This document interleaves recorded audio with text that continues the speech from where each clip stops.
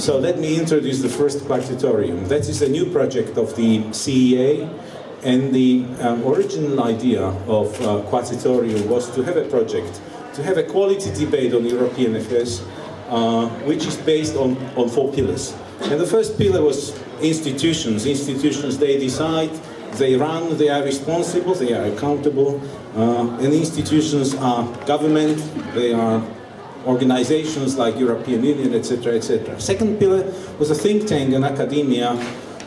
We would come in that group of think tanks, but there will be a number of those represented here who help to stimulate debate and bring challenging ideas to steer in the debate, ask the questions, maybe advise the solutions. The third pillar of the Quartetorium is business and financial sector, because I truly believe that without pulling in business and financial sector in this debate about the future of Europe, the debate is not complete. And the fourth was media. Media was supposed to moderate, but the moderator is stuck in the traffic in the snow somewhere between Prague and Bratislava. So I have to step in the moderation as an occasional journalist, because I write maybe 2 times a year an op-ed into Slovak media. So I'll represent media tonight and moderate this debate. This event would not be possible without our partners. The main partner, and it's a special pleasure. I know Dusan for many years, but we were never together, introducing anything. We did more stupid things. We were neighbors. We were neighbors. Police asked stupid questions about me when they were doing security vettings for me, but we never done anything formal together. So I would like to introduce him to say a couple of words as one of our main sponsors, as the representing European Commission here in Bratislava, as the head of representation. We have also partners for this in CEA, the CES, the Center for European Studies, where the representatives will be at the panel. I'll introduce more, but Dusan, without any more words, I'll pass word to you to say something nice, of course, about this. Good evening. Thanks, Rastio, for your nice words and really excellent cooperation for many years. I don't know, it's still working, so I can continue. So it's a pleasure for me to welcome you here on behalf of the representation of European Commission in Bratislava at the first session of Quartetorium. Quartetorium is a joint project of Center for European Affairs and the representation of the European Commission in Slovakia. Our main objective is to discuss important European issues in Slovakia and really to involve policymakers and people that they are working in this area or they are affected by European affairs, and to have excellent speakers from think tanks, academia, government, business, but also from media. And today I think that we really achieved that we have excellent speakers, and also we have very important issue to discuss: future multi-annual financial framework. This is an issue that's really important for the future of Europe, and not only politicians discuss it everywhere, but also normal people, and really they expect to find an agreement. Unfortunately, for a moment, we have no agreement on the future budget for 2014-2020. But I hope that the leaders of the EU will achieve it next year in February. Already in June last year, the Commission came with its proposal to address the main challenges of today, and everybody knows that the EU is really facing serious financial, economic and sovereign debt crisis, and it goes further. We have really also crisis of confidence, even crisis of values. So that is something that is necessary to address and to find solution. And to do many important things together, we need ambitious budget. Because to change the current situation, to overcome current crisis, we have to address the main problems in economic growth, employment, and the EU agreed on ambitious agenda for growth, Europe 2020. And to achieve objectives, we need budget, and we need ambitious budget.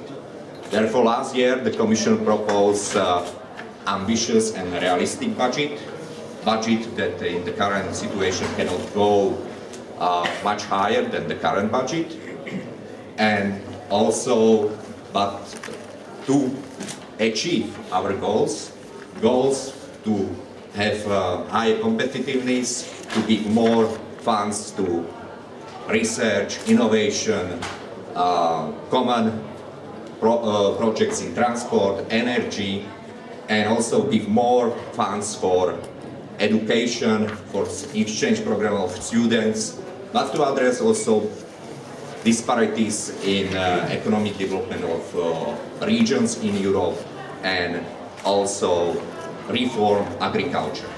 So that was a budget around 1% of the GDP that was proposed last year, and afterwards member states started discussions, and still this discussion is ongoing, and until yesterday I thought that the Commission is not playing a central role now, that it's for member states and the Parliament to achieve an agreement, and definitely that not the representation of the European Commission in Bratislava should be involved.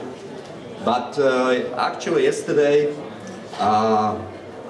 representative of the government advised farmers to go to in front of the Commission's representation in Slovakia and to negotiate this with the Commission directly. So today I achieved a huge visit, around 300 farmers with some agricultural products that they were left there, smelling a little bit. Smelly ones, yeah. And therefore I received a message, it's not for the government to negotiate, it's for the Commission. So I faced farmers and I had to explain the situation. Therefore I was amused a little bit, but also pleased. I didn't know that I was so important. Therefore now I think that okay, that it's really now up to member states to find agreement in order to tackle European challenges and to have sufficient budget to carry on agreed policies. So now, thanks a lot for coming, and I would like to invite the most important people to discuss these issues with you. Thanks. Dusan, thank you very much. Send some of that portion of that organic fertilizers you received today to my garden. It will be highly welcomed. Now we got five maybe here is the right place. I should not do. We got 5 players to play. Peter Javorčík, State Secretary of Ministry of Foreign Affairs for European Affairs. Foreign Affairs for European Affairs. Peter, please. Second speaker, Martin Filko, the Chief Economist of the Ministry of Finance and the Head of Institute for Financial Policy. Stefan de Korte, Stefan in the region we say. Stefan, Senior Research Officer at the CES Center for European Studies, and Patrick Toporowski of our very close partner organization, Peace and Policy Institute for International Affairs. On the list which you have here, we're missing the moderator, who was Mr. Machacek, and the last to come representing business, Mr. Ivan Lužica, as a partner in consulting function in Deloitte in Slovakia. So all 5. And I'm not going to talk much anymore. In the introduction you find in your folders the profile of speakers. They are all extremely qualified, and I hope they will be also equally, as they are qualified, equally entertaining and challenging speakers at the panel. At the beginning, Dusan introduced all the topic with a hint of optimism, because I take that not only him but all of us think that EU will survive the end of the world, which is coming next week. 21st of December, but we are, it's for good luck, a broken one. But even it's going to survive the February summit of 2013 and find the agreement on multinational financial framework. We were joking as we were standing here that the portion of money our leaders quarrel about, it's a small sum of money at the end. But when we look back in the history of humankind, I think that most of the evolution and most of the troubles were driven by lust and by money. So if it was not the sex, people usually killed for money. And now it seems that as appreciated by Nobel Peace Prize, that Europe was in 60 years the symbol of progress and prosperity and stability and whatever in Europe, is the most successful project of modern political history of Europe. Now, when you would look into media, it's pretty pessimistic, and we see a lot of quarrel, a lot of heat, a lot of debate, Britain discussing leaving the European Union, and troubles finding the consensus what is budget going to be. So, gentlemen, with this introduction, let me open a round of first of your comments. Then we may have a quick second round commenting on each other's comments, and we'll come to the questions. And let me start in the order as you are put in the speakers list. Peter Javorčík, who spent 20 years on EU agenda, he's the most qualified Slovak on EU affairs, I have no doubt. And I mean that, I'm serious. He was the first one to start with the EU agenda in Slovakia, and it sticks with him for 20 years in continuity. Peter, so, you're an optimist, I know you are, but tell us some of the persuading arguments. Okay, it works, I hope.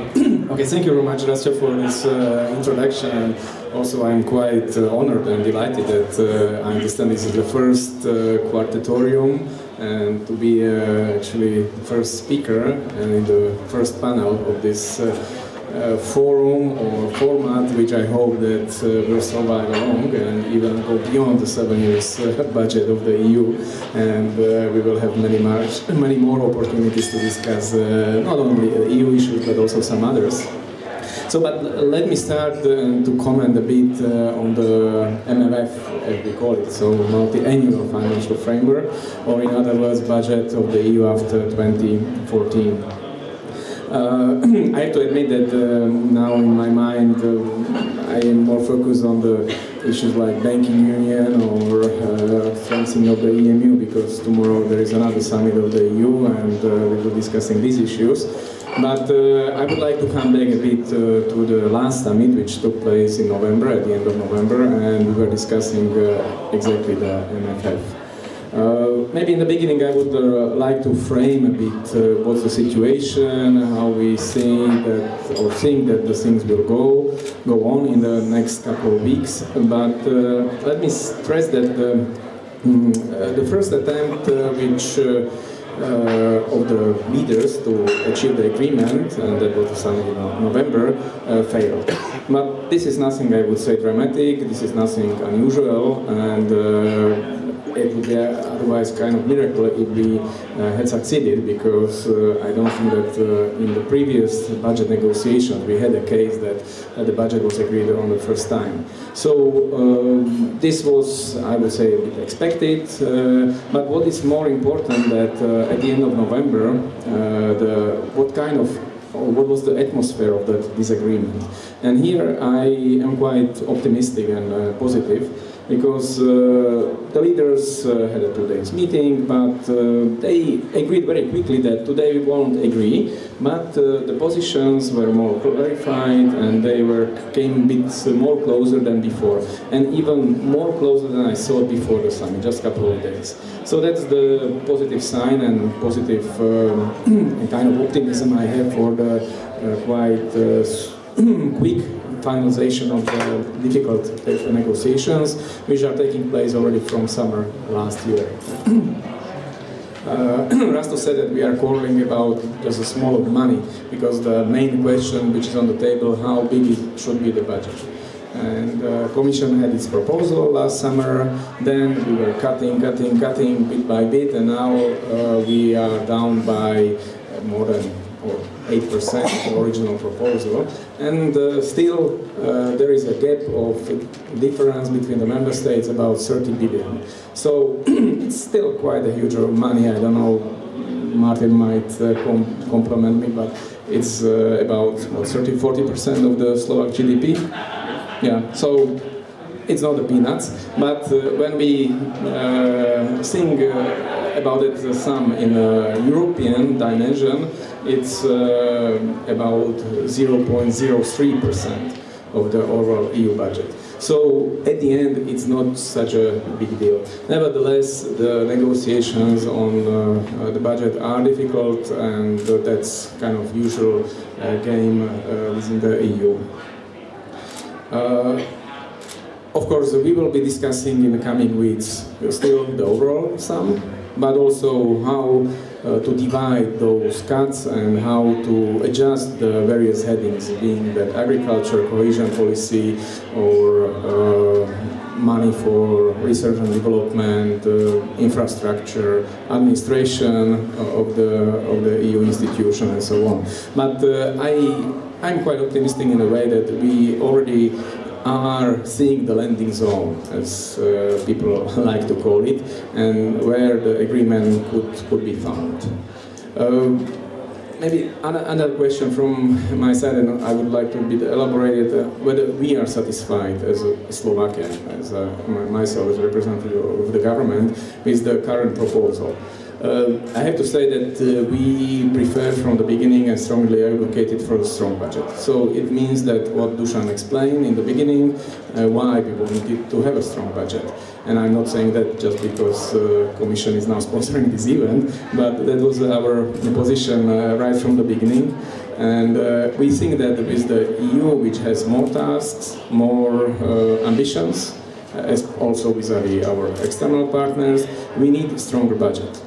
Of course, we are living in the political environment in the EU, and currently the situation is not very positive for increasing the budgets. And especially from the side of the net contributors, we all the time heard in the last 1.5 years that, okay, we are cutting our national budgets, let's cut also the EU budget. For us, of course, this argumentation is not the correct one, because we are a bit mixing pears and apples, since the national budget has quite different tasks and ambitions than the EU budget.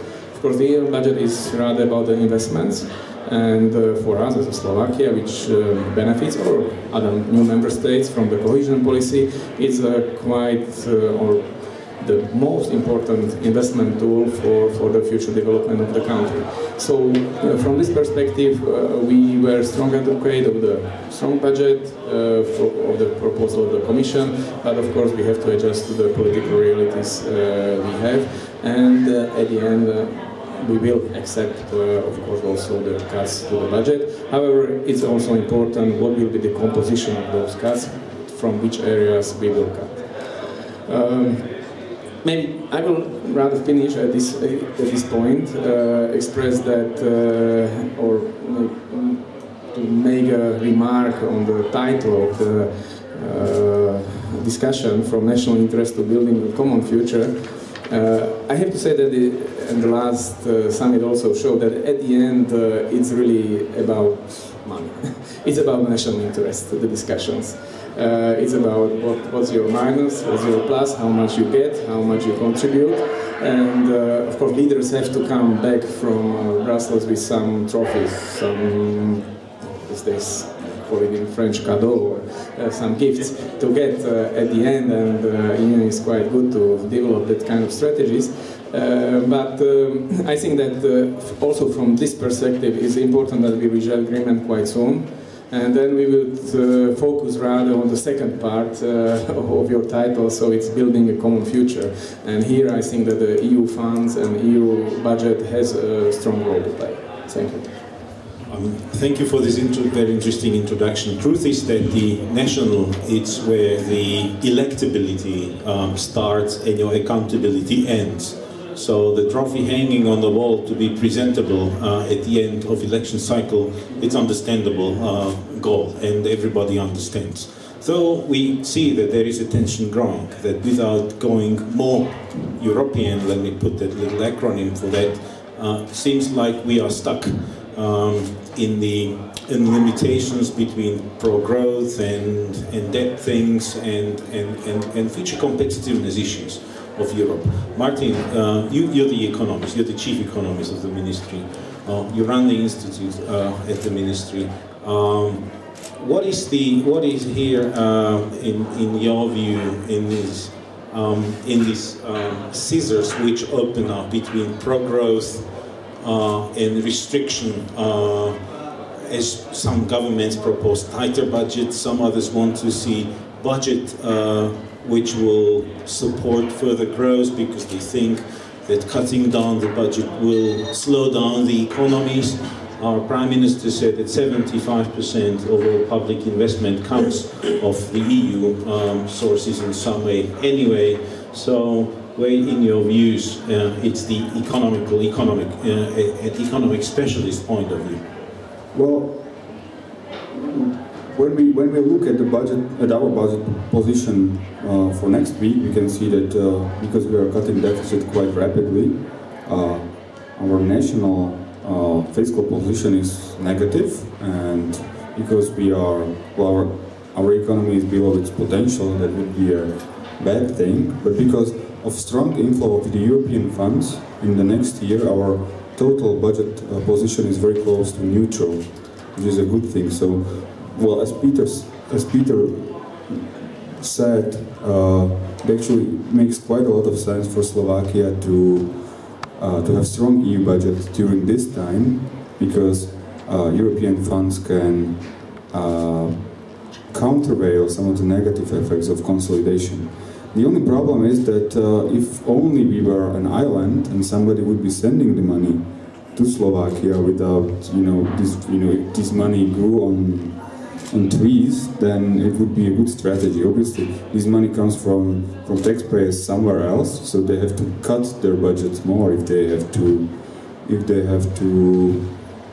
in a sense, subsidize our consolidation. So this is unfortunately a zero-sum game, in a sense, at least from a short-term perspective. So that's why all this political bickering at the EU level, because obviously we can make a strong argument that if we invest more in the future, we will have a bigger pie to divide in the coming years. But from a short-term perspective, really, the fact that we have close to neutral fiscal stance, even if we are consolidating our public finance quite rapidly next year, comes at an expense of a tighter fiscal stance in some of the in net contributors countries in the European Union. So that's where the political tension is coming from.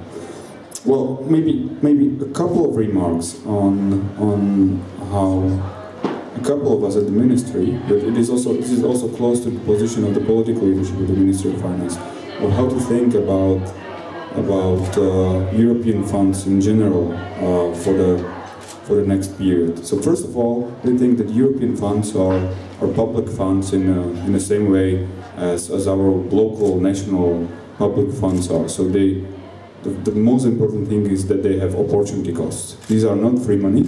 If we use them on one thing, we cannot use them on other. I mean, even if we are on the net, if we are getting more money from the European Union that we are contributing, these money have opportunity costs. So if we spend them on infrastructure, we cannot spend them on education. If we spend them on education, we cannot spend them on agriculture. So in this sense, there's no free lunch as with any other money. So these money have significant opportunity costs. There are two basic principles which, according to our opinion, should guide the utilization of this money, both at the European level and also in Slovakia. First is concentration on policy priorities, and the second one is focusing on maximum public benefit. I'll try to explain. So first of all, many times these money are being used for maybe too many different things, or being used in a haphazard fashion. if the European Union or if national governments have their own political or policy priorities, the money and the European money should follow these priorities. Because obviously talk is cheap and money is dear. Money have opportunity costs. So if the Slovak government says that our priority is education, we shouldn't spend money on defense, or we shouldn't spend additional money on defense. If we say that our priority is defense, then we shouldn't spend additional money on education. This is obviously a political question, a quintessential political question, but what us as economists say, if we have priorities and countries and unions should have priorities, then we should concentrate money on these priorities, not spend them, you know, not spread them thinly everywhere. If we look at what the European Union is declaring, at least declaring as their priorities, it's what they do have as structural policy priorities in the Europe 2020 strategy. So it might actually make sense that if we are serious about things which are outlined in the EU 2020 strategy, we should focus on a couple of areas which are in this strategy. If we are not willing, for whatever reasons, to spend money on this, then we should be honest to ourselves. We should admit that our priorities are different, and we should change the strategy. But we shouldn't be declaring some kind of priorities and then spending money on something else. That's my first point. And it's the same thing nationally. If we say that something is if we say that something is important for us, for example, what we say right now in our national reform program, we say that it's basic infrastructure, it's human resources and employment, and it's science research and education. Science research and innovation. We should probably be spending money on this. If we don't think it's worth enough, we should update the national reform program. For example, there is a talk that we should include the energy there. That's perfectly fine. That's why we elect politicians, to make these choices for us. And then the funds should go into these areas. So, you know, all the legislative effort, all the executive efforts, and also the budgets are where our elected representatives think they should be. And then we can have meaningful policy discussion, and then we can have meaningful budgetary process. Because the risk is that we will end up with, I don't know, 9 priorities, just because of the political bickering or because of tug of war between different ministries, and we won't be funding anything in a meaningful way. The second point, which is more controversial, is that we should focus on maximum public benefit. So we shouldn't focus on things like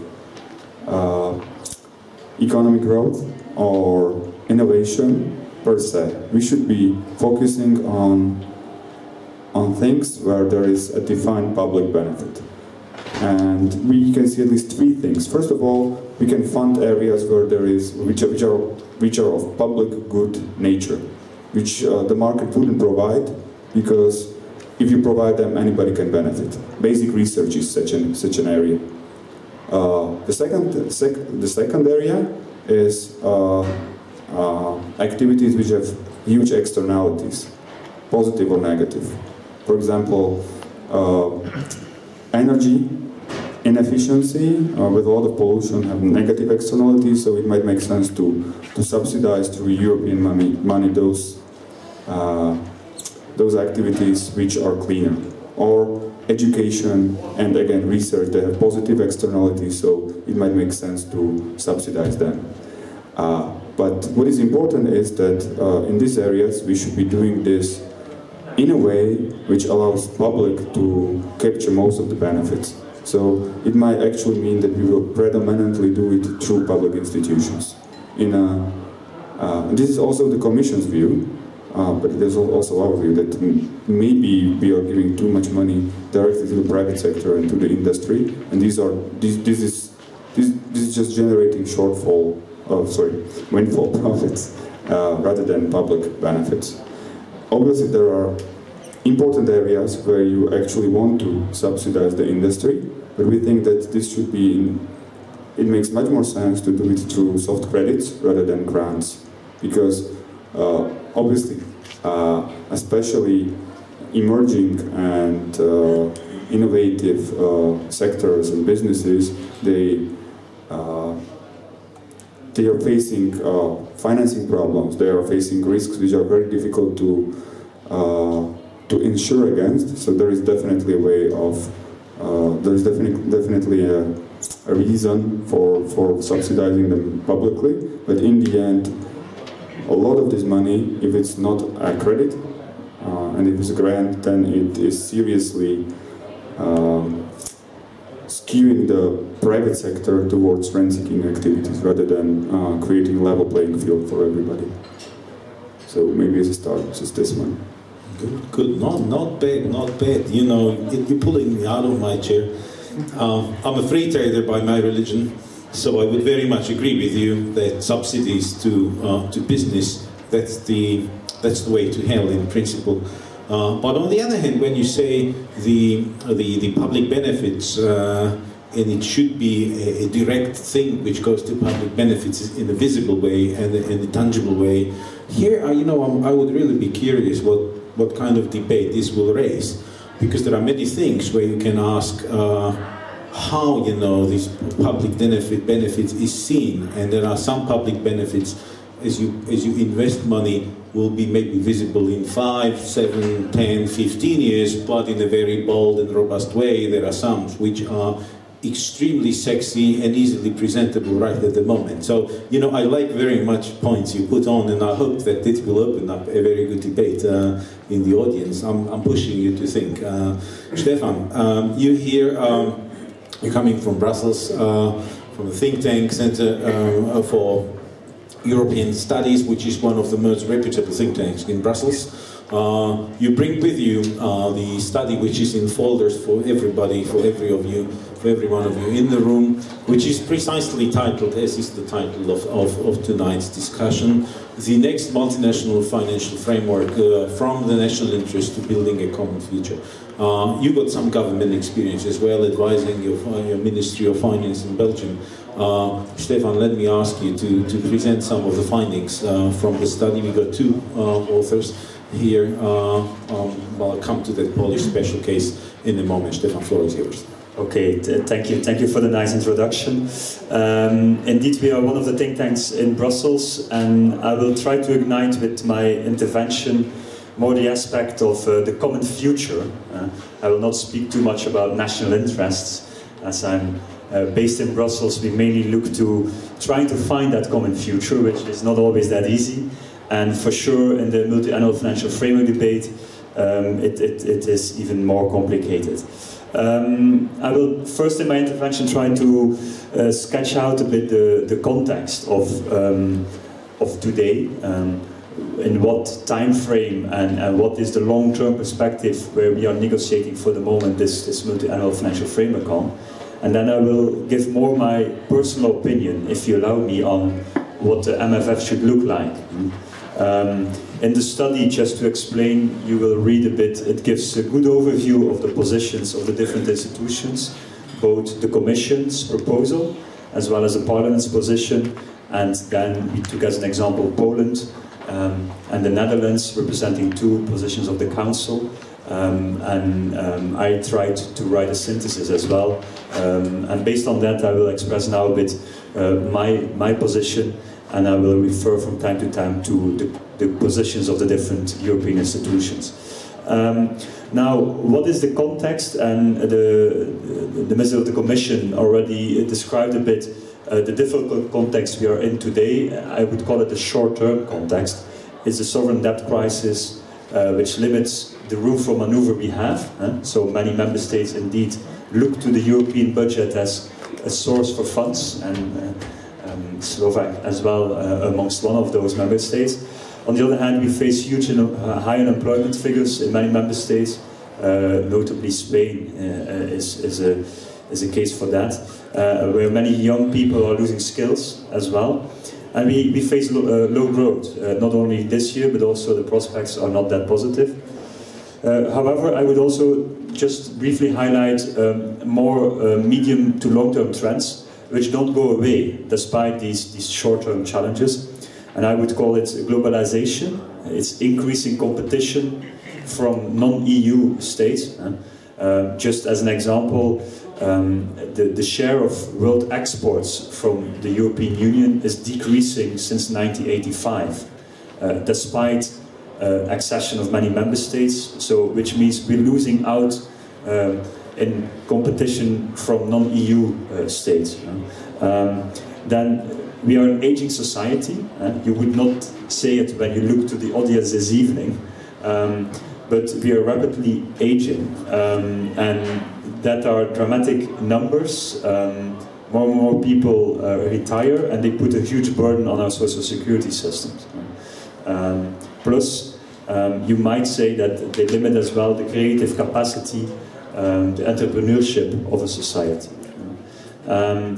And then a third long-term trend, I would say, is the cost of energy, where the EU is becoming more and more dependent from external energy sources, more than 50% for the moment. I'm speaking about oil, gas, and so on, which puts as well a push on the price we pay. And what is the impact of that? I would say is that these are challenges we have to face as a European community. And we in Brussels, we still believe that such a community exists, and that it adds value to our economies.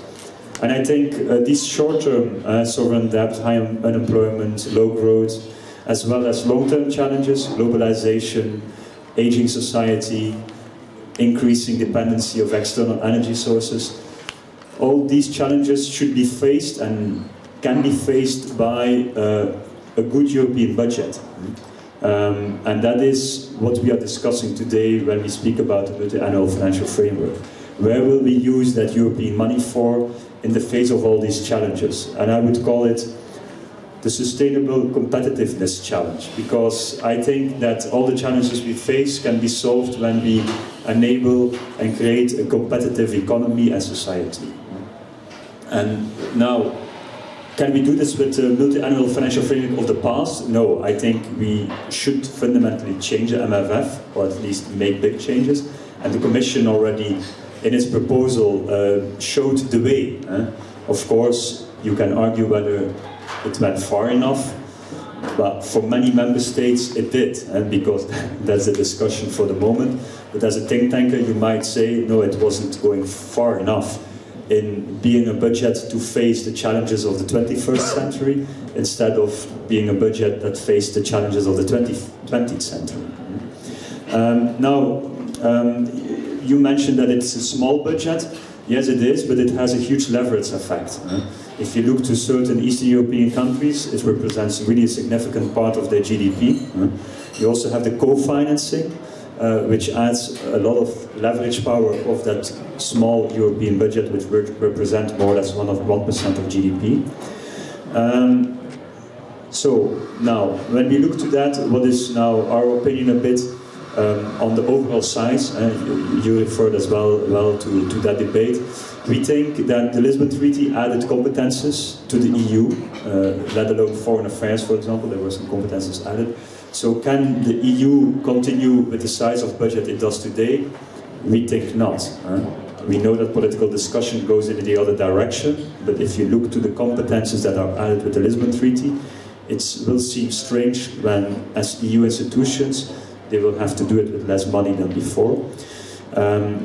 On the other hand, we agree that the better spending, and there I refer to what also was meant by you, we should carefully look where to spend that money. And there, of course, it was not yet touched upon the common agricultural policy, but for us it seems more as a policy of the past than of the future. We would say, yes, you need a competitive agricultural sector, but you could doing so and decrease the total amount you spend on it. And I know it was in the Commission's proposal already, but we think more attention should be given to competitiveness and cohesion and structural policy. And there, on those two topics, I think we have to be tougher on, indeed, growth-enhancing initiatives and growth-enhancing expenditure.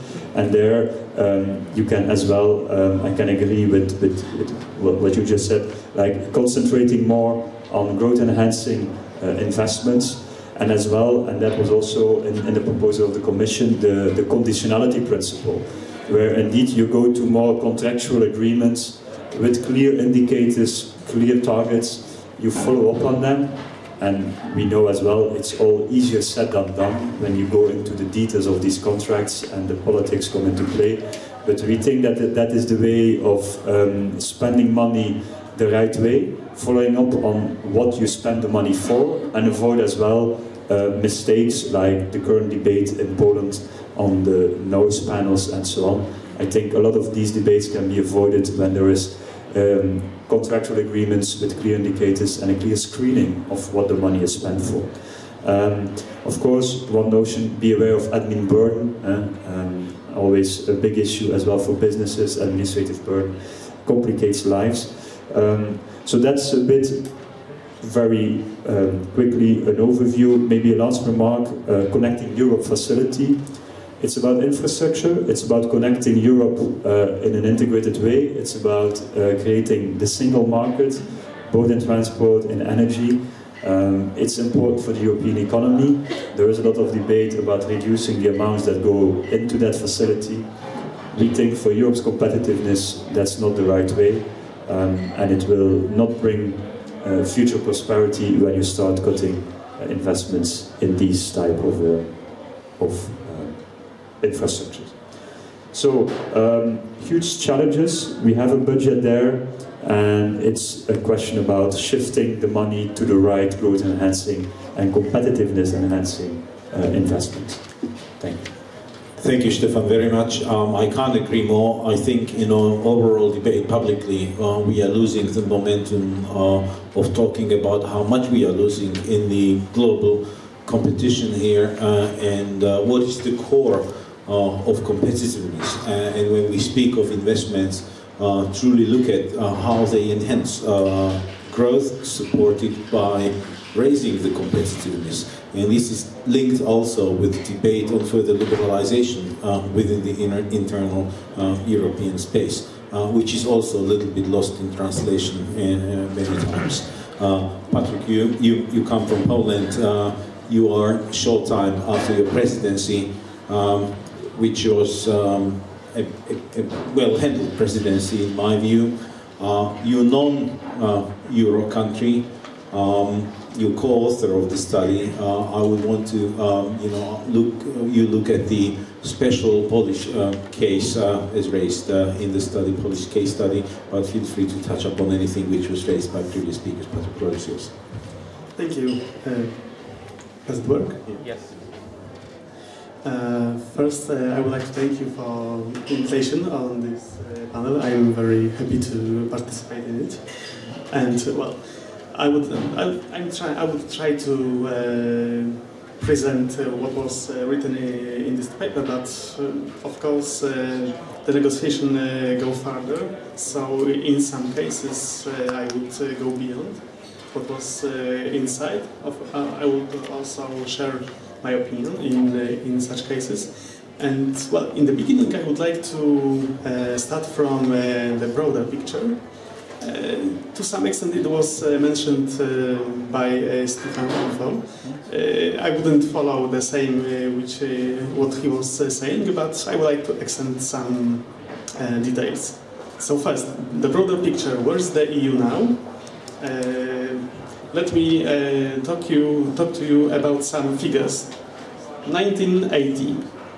What was the EU share in the global economy? More than 30%. 30%.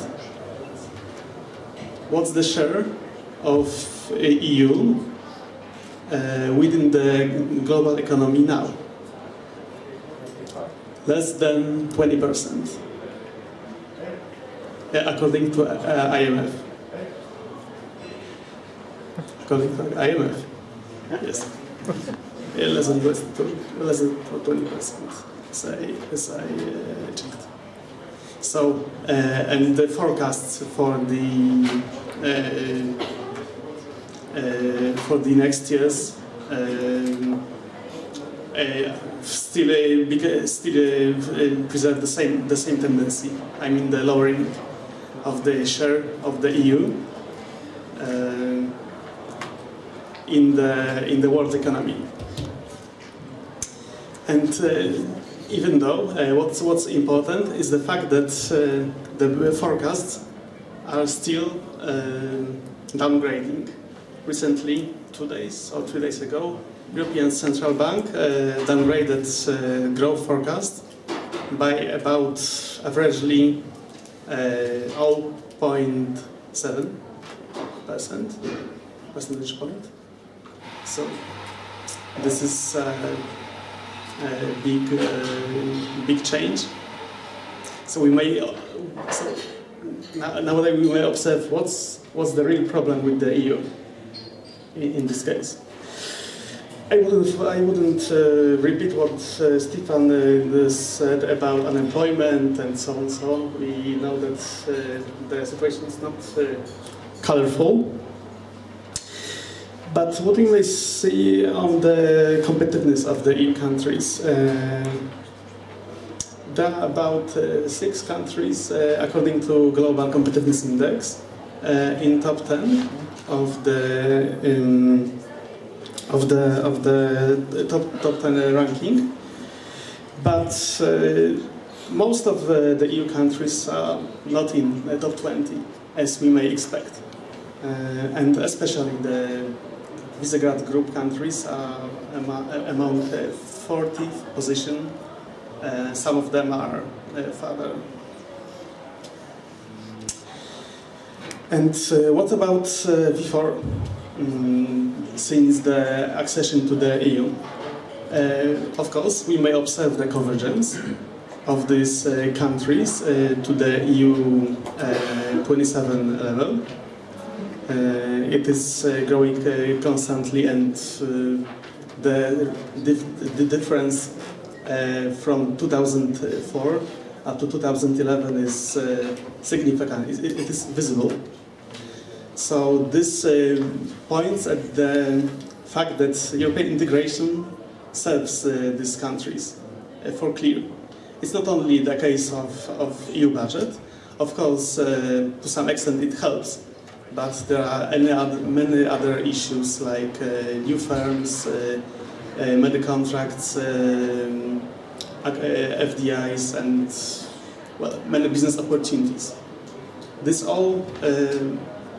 All these things make our countries well, better developed and so on. But there is still much to do. There is still much to do. For instance, don't worry. For instance, when we see the infrastructure, when we see the Global Competitiveness Index and look at the several sub-indices, like infrastructure, we may see that we are far below the EU average. And this is a special case of Poland, which is noted as 124 or something like this position out of 144 countries under this survey. So this means that Poland needs much to do to improve in context of transport infrastructure.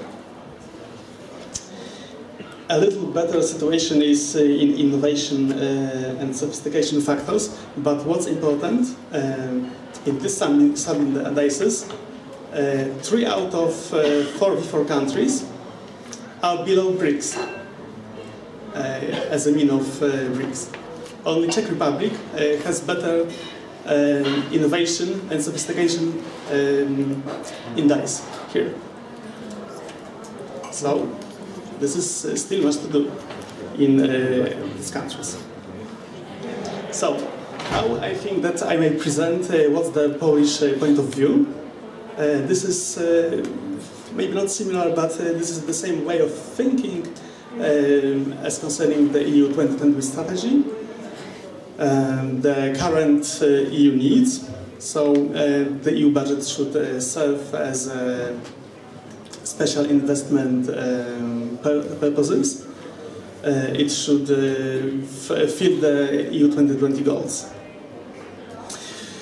Some of Polish officials said that Polish position appears to be one of most pro-European. However, of course, many countries may say it, so it is a very subjective issue. But one fact is true, that Poland was one of the supportive countries of Commission's proposal.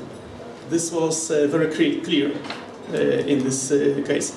Maybe this was caused by the fact that Commissioner Lewandowski is also from Poland, and maybe there were some factors influencing the creation of the proposal.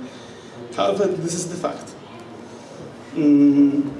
But the story goes on, and there were several proposals made by presidencies, made by Van Rompuy, and the current almost agreement looks quite different. It's slightly lesser. It's different. There's a different structure of it, and I will try to talk on it later, maybe during the discussion. We'll see. And what else about the Polish general approach?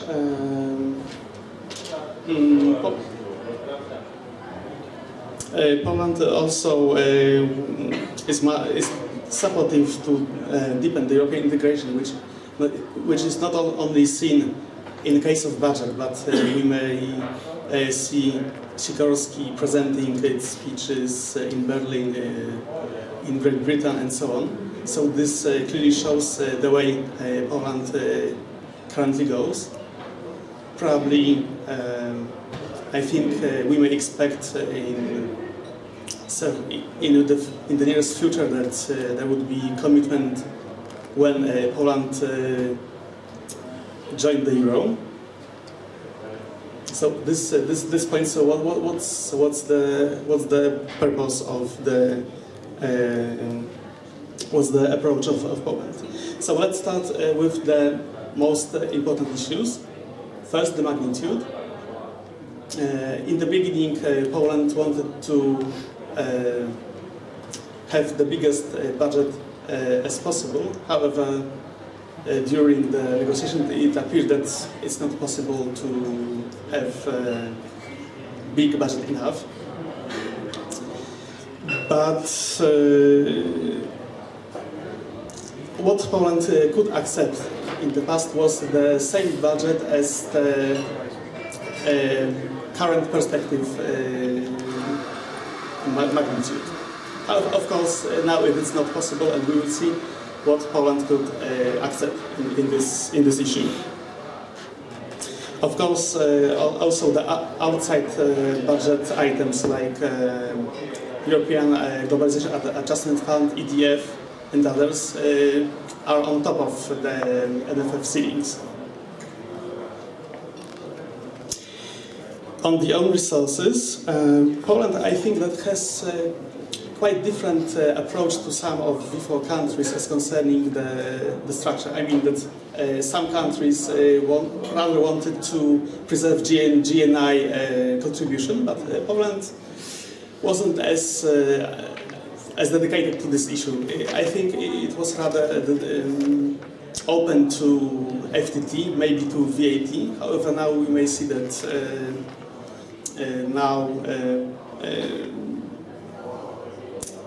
it is quite indifferent on how does it look like. But in my opinion, what's now in the Van Rompuy's proposal on the FTT is a kind of half step. I mean that it's not a fully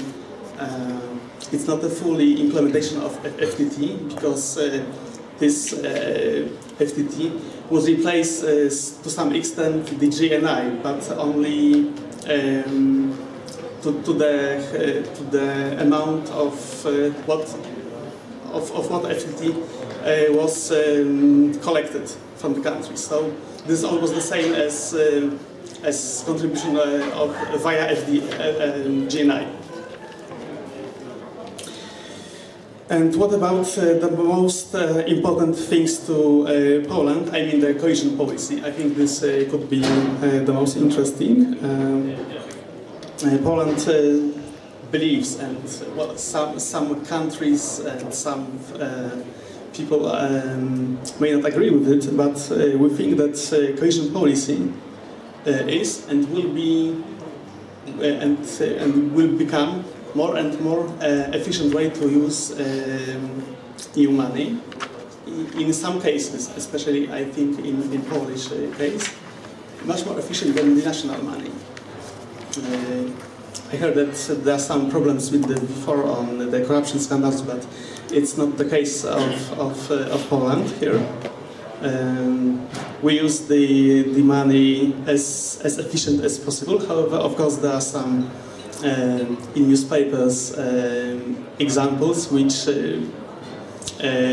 darken the picture, but it is rather a drop in the ocean of good spending, and this will evolve in the next MFF, which in the beginning Poland was rather cautious of it, because as concerning the new mechanism of spending cohesion funds could mean, and probably will mean, lesser money spent at the end. This is on one hand. On the other hand, this could improve the system of how to plan, how to use the money, what are the most important priorities to the region, to the country, to the sub-region, and how to implement it. I think that during the current perspective, the Polish administration learned a lot how to use the money, what should be done,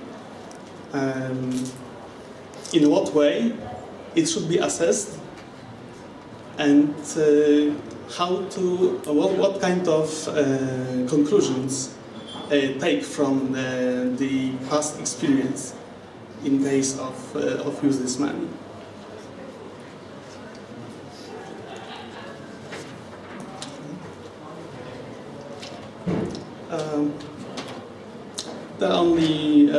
I would like only to mention on the second biggest issue, because I think from the Polish perspective the other topics are not as important as these two ones. The second one is CAP, and what Poland was thinking of it is the fact that it should be complementary to cohesion policy, with more accent on rural development. Poland wanted to reduce support for larger funds. This is not the case, but Poland thought of it that if there would be any proposal to renationalize or co-finance of the CAP, it is against what Poland could agree, because it is against, for instance, internal market rules and so on. So I would like to take shortly what I think of the current process on the negotiations. I think the most important thing is that countries' interests are clear winners at the cost of common approach. I think this is very visible in the second Van Rompuy's proposal, in which we may observe the slight reduction of the EU budget, preserved cohesion policy, preserved CAP, especially in case of direct payments, and it is all at the cost of several rather commonly money of a common interest, like innovation, competitiveness, and external services. And these items were sacrificed to meet the needs of many countries groups. This is my conclusion, and I think that we would observe in February further how to say it, further extreme case of winning of national interest at the cost of common concept of cooperation. Thank you. Thank you very much, Patrick, for reminding us that the share of GDP produced by European Union, despite its enlargement, is falling down and seems to be on the track to fall down even further, in raising the issues of competitiveness, but also stressing the convergence issues. Truth is that for Slovakia, since 2004 until today, the convergence worked almost as a miracle, I would say. We are a little more skeptical about the corruption, because since EU funds are becoming often kind of, maybe I'm too strong saying as a symbol of corruption, but they often linked to corruption cases, and sometimes even a drop in the big bowl, if drop is strong enough, can mud or stain or dye all the water in the bowl. So sometimes, you know, I think we should take issues of corruption more seriously, which is related to EU funds. Ivan, you're the only one on the panel who's got no government experience. We are non-government, but served government, so we are biased in some way. You might be the least biased of all the group. And in business, there is no bullshit thing. You got only two kinds of money: money which you produce, and you have to spend them wisely to produce more money or enjoy life, or other money which you lend, or which are borrowed money, but those you have to spend even wiser not to bankrupt. So in business, you usually, you know, a lot of debate, which is ongoing in this government debate. It's a non-sensual debate. Deloitte, it's a global company with a lot of multinational experience, though you are Slovak-owned one. So you got both legs. You have an international view, so you have an interest going more international, but also you have a narrow focus given the ownership here in Slovakia. So where the business focus lies today, and how would you comment all of this debate? Before we turn to the audience. As you said, I'm from the private sector. I'm representing the company, so I will try to use a little bit different language than my colleagues. And I will try to make it a little bit provocative way. I will raise some questions, and maybe we'll start some discussion. So let me start. We are already in 2013, because we have 10 days to Christmas, some vacation period. So it's not the end of the world. Yeah, you're right. So let's wait till 21st, yeah? Okay. So business-wise, we are already in a January. So this means that we have less than 1 year till the new period 14-20. And the very simple question is: do we have priorities on a national level? Do we have defined strategic goals? Do we know what to do? What we are going to do with the money which we should get from the EU? Do we already know how much money we get? Do we know how those potentially defined priorities, goals are fitting with the EU priorities? Do we know how this money will help to decrease unemployment, admin burden, decrease too much regulation, how it helps private companies to start a new business, to do innovations, to help them to grow? I've heard from some of my predecessors that we should really think about innovation. We should really help private businesses to grow, to do something, to bring some new ideas, to help Europe to be more competitive in a global environment. So those are the questions which really people on our side, I mean in the private sector, would like to get the answers and to understand how the money is going to be spent, how the money will help them.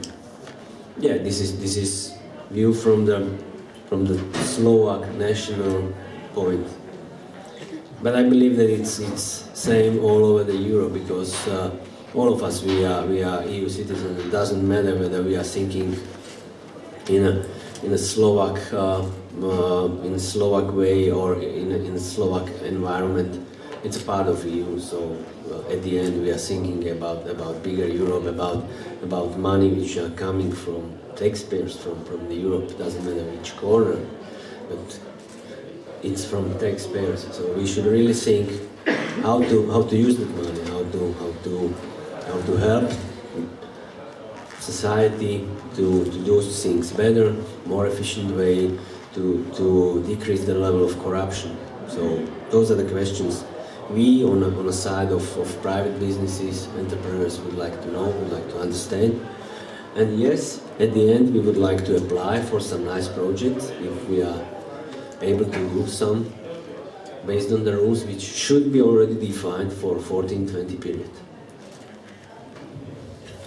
All right, I think we do not have time for the second round. 5 panelists is quite a lot, and we got big audience. So, but I'm sure that all of those comments raised questions among you. But before you react to each other, let me see the hands in the audience and comments, maybe even back comments from the Commission represented here. Maybe Mr. Ambassador or whoever has got in the room to say or comment on what was said. Feel free to do it now, and then I turn back again to the one round of the panel debate. Please, ladies and gentlemen, I'll pass microphone to you. Or do we have a spare microphone out there? All right.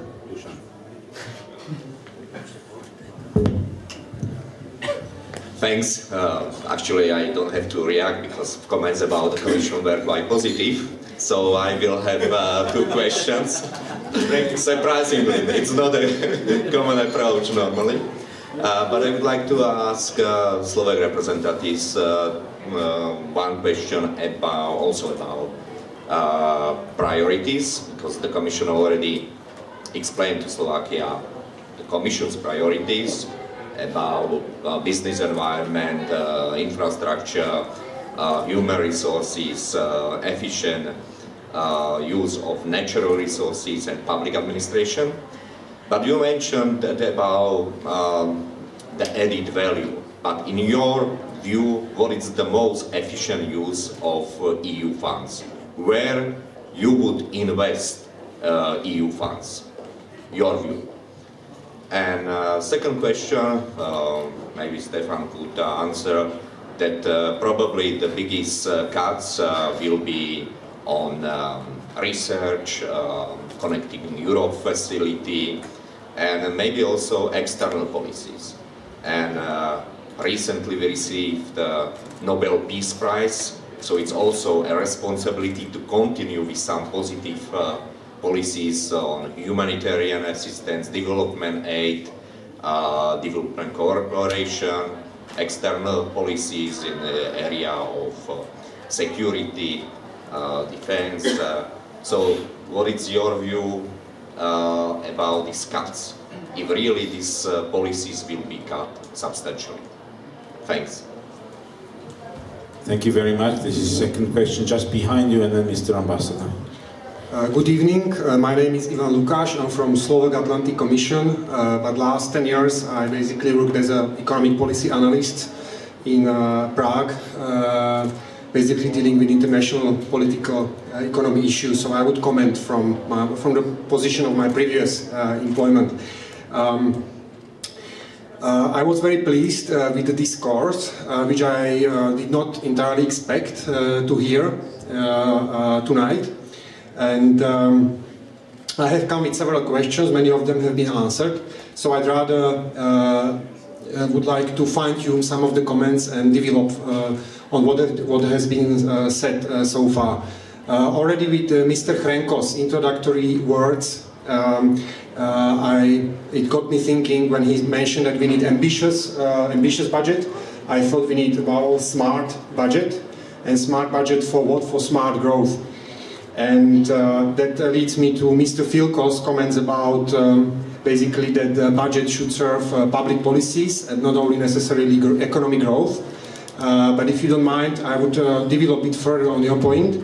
And I would not necessarily see it as a dichotomy, public policy versus economic growth, but we need to take one step back and basically ask what kind of economic growth we expect, and take it from there and draft the budget from this understanding. So it is not economic growth that simply is based on GDP numbers, but it is economic growth that contributes to well-being of the population. It is economic growth that basically caters for other values and other indicators than simply GDP. So as long as we have this debate and understanding what kind of economic growth, European Commission likes to call it green growth, then this dichotomy public policy versus economic growth disappears, and we simply have the right kind of smart kind of economic growth for which we need the right kind of budget. So thank you very much for this input into the debate. I, for instance, would not expect it from Ministry of Finance representatives in Prague to have this sort of understanding and this kind of discourse. And then, yes, to what extent the current budget, the lines, the kind of money it wishes to distribute, do indeed caters for competitiveness, for green growth, for labour market reforms, which are indispensable if we want to achieve structural reforms of the European economy. And I would also like to comment on Mr. Filko's talk about private sector. Yes, it's not necessarily, we cannot basically put it into the same brackets. It's also about whether it's bigger corporations, big private sector, or small and medium enterprises. So again, if we see the budget contributing to supporting small and medium enterprises, I would be probably more in favor of such direction and such steps to be taken. So overall, thank you very much for this debate, and I look forward to further debate. Thanks for comments, Mr. Ambassador. Thank you. I'm the Ambassador of Belgium, and I can only congratulate you for this very interesting debate. I also have a question again for Mr. Filko, or maybe for the State Secretary. And I share the hope that by the February Council we will indeed have a compromise. However, then starts, as you mentioned, the second act, which you can in fact resume with the nice title, the terrible title, of this supplement magazine you get during the weekends in the Financial Times, How to Spend It. And on how to spend it, there are indeed proposals by the Commission on priorities for the use of that money. All member states got this. They are based, as you said, on the Europe 2020 strategy and on the country-specific recommendations, if I'm very informed.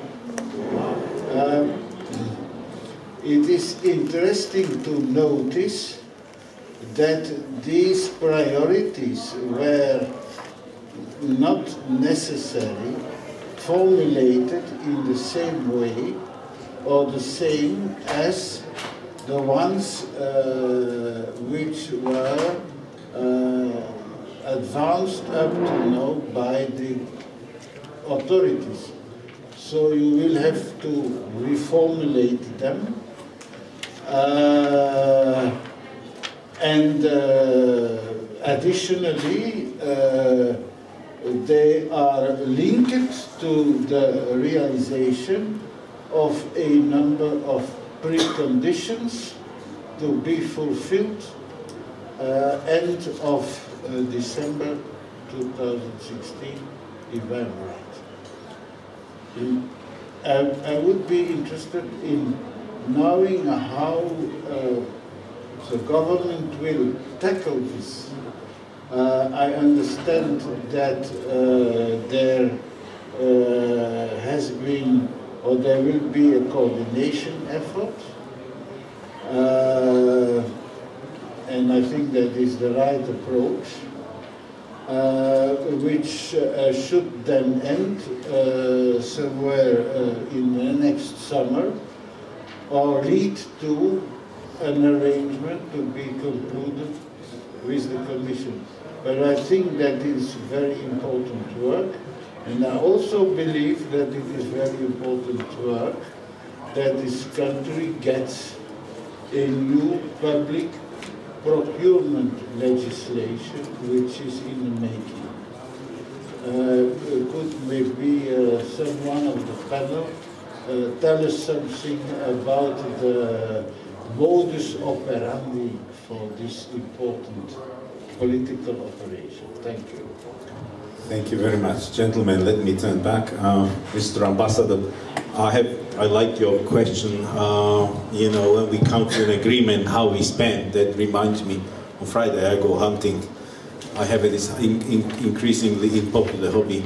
And when you shoot the boar, always comes the point when you have to skin it. And people hate it, usually hunters hate to skin it, but I always laugh when I say it's easy to skin when you got anything to skin. So, on skinning after February 2013, whether there will be something to skin and to separate, but let me use the privilege of the chair of this debate and add one question. Peter, when we were in more than 20 years ago studying European law and European issues, which was a mysterious science that is more than 20 years ago, we learned that for common agricultural policy, or common budget, was distributed mainly that almost 3/4 was spent by common agricultural policy. When we look today, the budget is much more diversely spent when we come to the spending. You know, it's very good cohesion results, much more growth things, science, innovation things. So CEP is taken less and less share of that. But still, I would come to all of you with a question which was kind of oscillating all of the time here. We are losing on European Union competitiveness. That is evident, that is truth. Losing not evenly, not every country is the same. And it was clear also by Patrick slides, which was not presented, but I saw over his shoulder that we differ here on competitiveness. So when we come to skilling and distribution, how we spend, and maybe this is mainly, Martin, to you, what do you, and I'm also interested in business view on this, and the question was here, where we put money so it creates growth, where exactly you think the future essence of growth and future competitiveness lies, and also the issue here is that where the further liberalization within the internal European market fits here. Where is the debate? Peter, maybe you follow this debate much closer. Surely you follow this debate much closer than I do. Where we have this liberalization debate within Europe as a parallel sidetrack debate, which will help to enhance future competitiveness and strengthen Europe internally versus external competition. So, I think I'll let us go in the same order and comment on the comments and questions. Gentlemen, please. Okay, thank you, Rasta. And for the questions, I think that this debate got quite a good spin in the sense that we talked about what's the situation in Brussels. I just would like to close that part by saying that, and I suggested that already in my first intervention, that in a couple of weeks we will have agreement. We don't expect that there will be a big change from what's on the table. So what does it mean for Slovakia, what's on the table?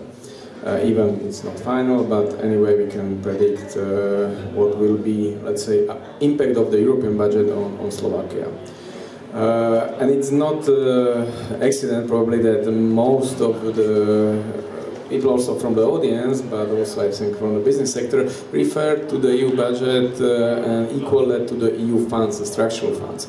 Of course, the budget itself is much broader. It has agriculture aspect, it has community programs on research, development, education, whatever external aspects. But for us in Slovakia, really that's the most important part. And that's right, because when we talk about the numbers in this financial perspective, from the cohesion policy, the envelope for Slovakia is almost 12 billion. For example, on agriculture, it's just 2 billion. So you see the huge difference, what kind of impact on the economy the EU funds have. From the other sources of the EU budget, of course, we benefit, but it's much less. So this is a really crucial question, how we are going to use this money. Fortunately, Slovakia is quite in a good position that despite that the overall budget for the cohesion goes down, we are in the situation that we can quite optimistically expect that Slovak budget or for Slovak envelope for 2014 to 2020 will be even higher. So we are in a bit comfortable position when we start to discuss how to distribute and how to spend this cake, if I may call it like that. Not that many countries, just Poland, Romania are in such a situation. The others are rather going down in their overall budget for the cohesion policy. But that's a positive aspect. But now, really, how to use this money and how to invest in the future. And I think that also Slovakia got a unique chance now for the next 7 years. Because after 2020, nobody knows how the EU budget will look like. But I can expect that we will be not such in a good situation, and rather that our income or envelope for the cohesion policy will go down. That's because we expect higher growth, and the allocation criteria are done in such way that actually we won't be net pair definitely after 2020, but we will be moving rather to that category, which is a good thing at the end. But as a source of financing to our future, I mean for some kind of positive and growth-related areas, we have a quite unique opportunity right now. Therefore, the discussion which is now starting in the government, broader society, how to use this money is quite fundamental. And there are at least two important conditions now. First is that we need to use them better. It means that is much more conditionally attached, in the sense that these goals and how we are going to use the money will have to be aligned with the EU priorities, and it means increase the competitiveness via investment in the research, innovation, also to education, also to social area, how to, for example, tackle the huge problem of unemployment, which is the Slovak case, unfortunately. How to match our students who leave the schools with the needs of the labor market, and so on. For that, it's also important that we create strategies. We create our framework that this money from the structural funds will not be used that, okay, I have got some envelope, I need to use that, but it's used wisely, and it has a broader sense, and it fits to the overall economic policy. I don't want to predict what will be the final decision, what will be the allocation for different sectors. we should propose to the Commission our so-called partnership agreement, which will basically tell the Commission how we would like to use the money, to which programs, to which priorities, funding priorities, by the end of June, July. So there will be a very intense discussion next half year, exactly how we structure the future financing from the EU funds. And I think that the debate should be not just in the government, but also in the bit broader society, that we use that money more wisely. To that, of course, you raised a very important question of corruption. Unfortunately, in Slovakia, we are in the situation that EU funds are many times like a synonym for corruption. But I have to say that's mostly our problem in Slovakia. And it's not a problem just of the government, but of everybody. Because it's not just the government who distributes the money, but it's the people in the regions, at the administrations, in the villages, and so on. So we have to fight it from, I would say, every corner. And of course, we need to also try to have a rules which would not allow for the corruption, but you have to start from yourself right from the beginning. So, as I said, it will be quite a difficult discussion, political one, because I can already tell that when there were first discussion in the government, every minister raised his hand and said, okay, I would like to get a piece for myself as well, and, and it's natural, but then we need to have also some objective evaluation, what should be our priorities. For myself, I can say that, and we will have a bit fight with the Commission, I can already predict about whether we should spend more money on the infrastructure, I mean the transport infrastructure, where Commission is pushing us a bit, or saying that, okay, this should not be as such a big portion of the structural funds linked to this priority. However, I think that still Slovakia is in such a stage that we need also quite a huge investment to infrastructure. And especially Slovakia is a country which is quite based on the economy linked to the traditional, let's say, industries, not that much to services, and I think that will remain for time being for that, and for that you need a really strong physical infrastructure. But anyway, I think that at the end we will end up with some kind of solution where more money will be going to research, innovation, but that's a really tricky issue, that those money are really spent for something meaningful, which will bring later on some profits and really create some basis for future growth. Because you can really spend a lot of money on nice research centers, but at the end, what will be the result, what will be the outcome of or output from these centers. So, as I said, it's quite important and huge opportunity for Slovakia, and we should not miss it. Thanks. Thank you very much. Well, thank you for interesting comments and questions. Well, actually, I fully agree with what Peter just said. Yeah. No, very quickly, priorities. Well, as a good civil servant, obviously Slovak government has three basic priorities, which is basic infrastructure, human resources, employment, and science, research, and innovation. If I were to choose personally among these priorities, I would probably go for employment and education among those three. I mean, what I mean is, if I had a marginal euro of public money, I would invest it in education, especially education which is relevant for market and which benefits those at the lower end or at the fringe of the labor market. I don't know, is that specific enough? On education, I'll be more interested in what ways, in your views, seen as the efficient way to well, this is the thing, because there is one difference. One thing in which European funds are different to other public money, and Peter mentioned it, they are temporary. So if I had a marginal euro of Slovak government money, I would give it to the salaries of the teachers. But obviously this wouldn't be a good idea, you know, even if it was possible to use temporary money for what we call structural or, you know, permanent expenditures. So you know, using it for training teachers would be a natural alternative. Obviously, I mean, there is a bit of an unpleasant taste when we're talking about training being paid out of European funds, because many of these programs may not be the most cost efficient or not even be that effective. But I believe that might be done in an effective and cost efficient way.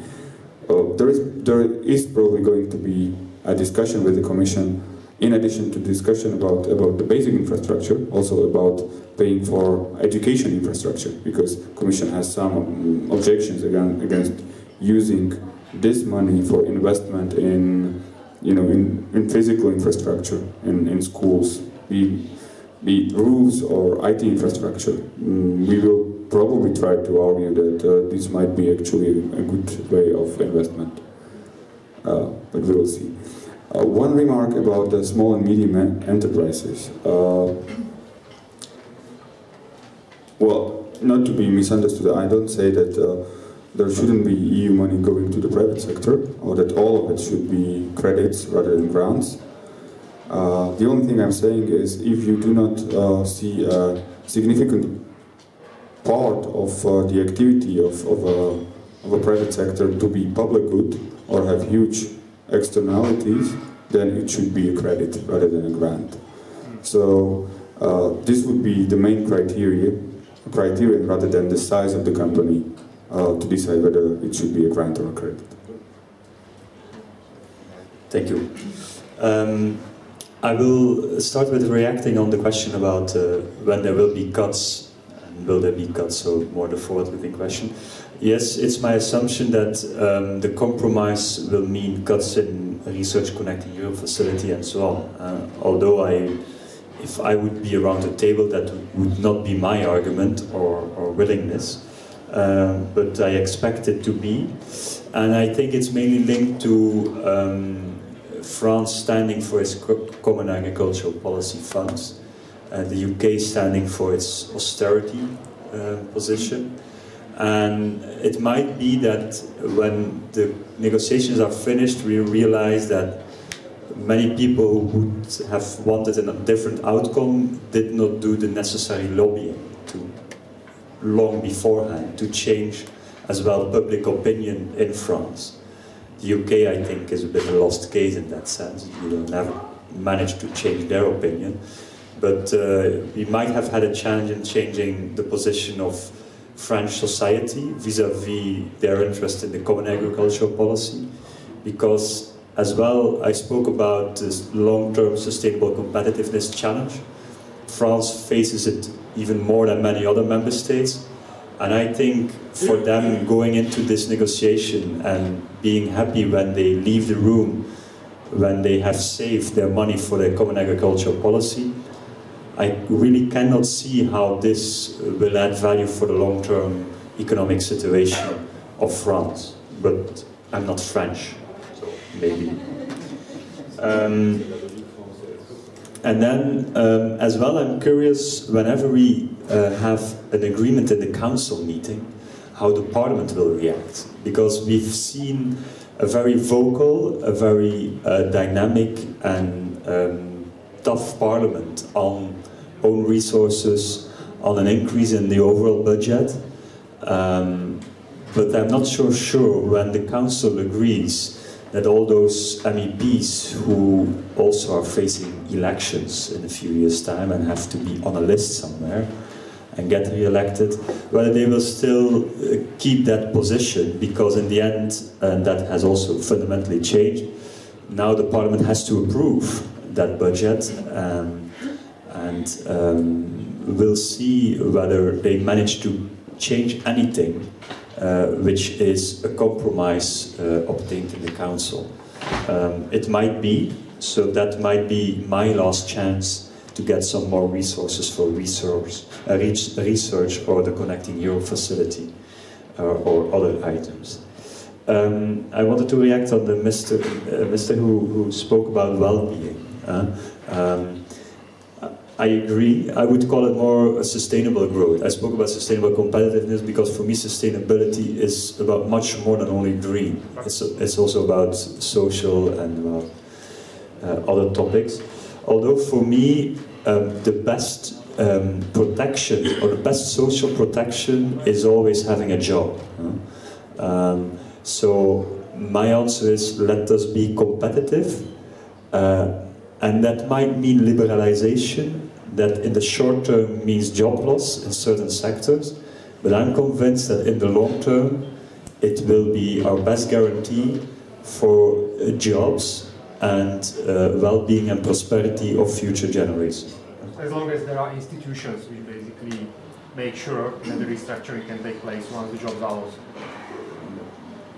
True. And so in economic development theory, good institutions, no corruption, it are all important elements. And that's my point where I want to end with. It's speaking about moral and social values. It's not something that politicians can put in a law or legislation, moral and social values. It's more the philosophy of a nation that is convinced indeed that doing the good thing and not being corrupt is the best way to bring prosperity and to bring sustainable prosperity. There is no better way than personal example of our leaders. Yeah, I agree. So we should, as well as a European community, think about, okay, this is important as well. We have some values in our society, so let's speak about it, like I'm doing right now, and let's say, yes, it's important. Because without these moral and social values, things get pretty complicated and you get a lot of corruption and so on. So, thank you. All right. Patrick, please. So, how to spend better the common money? As we concern the common interest, I think that we have to concentrate on the whole effect on the whole EU. So probably one of most important things is the well-functioning of the internal market. So if this would happen, many deficiencies which are now observed could be partly eliminated. So, I also see here a Polish case, for instance, in transport, roads, railways, but I don't think it's the only Polish case. Of course, I'm aware of a Spanish case of unused airports or highways which don't produce, which don't provide satisfactory yield. But Poland is still quite far from this case. Let's look at the innovation, science, knowledge. On one hand, of course, the excellency is in research is very important, but maybe, perhaps, we should think of better spreading of the knowledge across the EU. I think in many cases, the units from V4 countries or from general from Central Eastern Europe might be very happy to use some patents or some knowledge which was produced, for instance, in the West. But it's difficult to use through many reasons. Maybe this money somehow could be used to eliminate these barriers, to spread the knowledge across the EU. It might be beneficial in the longer term to all parties, for the East and for the West, for the South and for the North. I believe that in the next MFF, the money would be spent better. This is what Germany wants. This is what the other country want. So the regulationary framework would be built in such a way that I'm not mentioning the corruption scandals, but in general the planning, the implementation would be much more efficient than the current regulatory framework of using the EU money. But I would like also add one thing on the competitiveness. Maybe it's not strictly linked with the EU money, but I think that Europe concentrates too much on itself in terms of competitiveness and innovation. Whereas there are many examples apart from EU which may be quite instructive to several member states. The most competitive country and most innovative is not the European Union country, but quite controversial one, Singapore. Second is United States. Of course, it depends on the ranking, but these two countries are in the top two in general. So maybe what should Europe, what should member states, what should European Commission is to assess which parts of these solutions could be implemented in the European field. Maybe some of them could be implemented with the common budget. Maybe this is the solution. Right, the last comment, Simon. Mr. State Secretary said it's a temporary money. Yeah, that's right. And we should use it that way. We should use it as a really temporary money. We should not make some damages on a market, in an environment, in a competitiveness, in corruption. So we should really think how to use it for private companies. And I fully agree with Martin Filko that we should not give grants to the private companies. Why should we do that? They should ask for credits on the good conditions with the projects which will support decreasing of unemployment, which will support innovation, growth, whatever we call it. Really the projects which will help economy, Slovak economy, and later on global economy to move up. So I fully agree with you that to give grants to SMEs or to private companies, it's not the right move. So we should really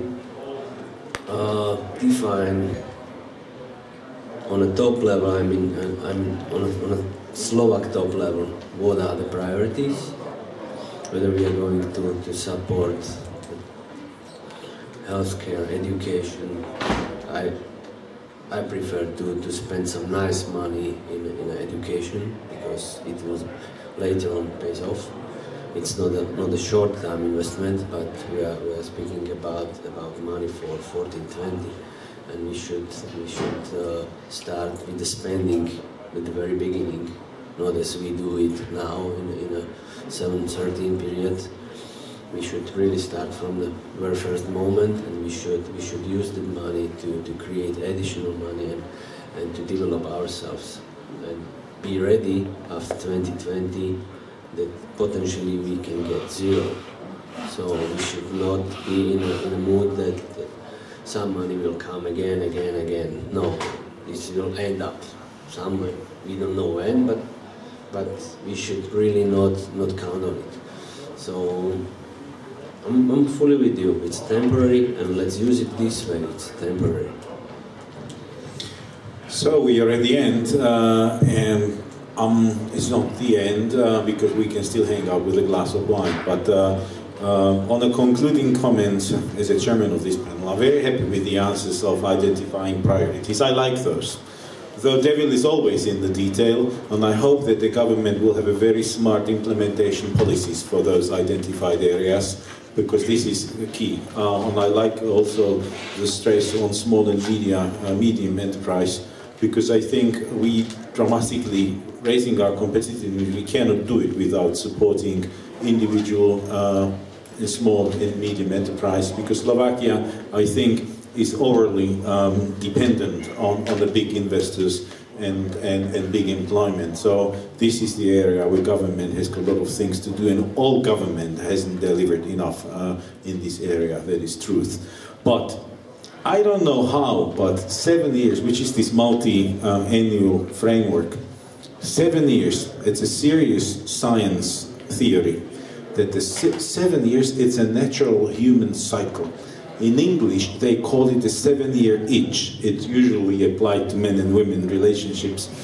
So I'm in the end of my 4th cycle in my relationship, and it's working fine. But I think that this 2013-20 itch, it's going to be a key for the future of Europe.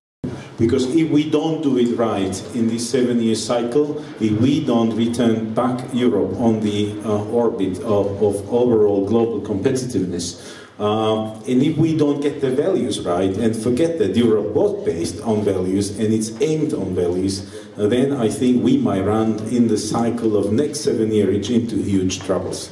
So, ladies and gentlemen, let me thank on behalf of all of you in the room to all of our speakers.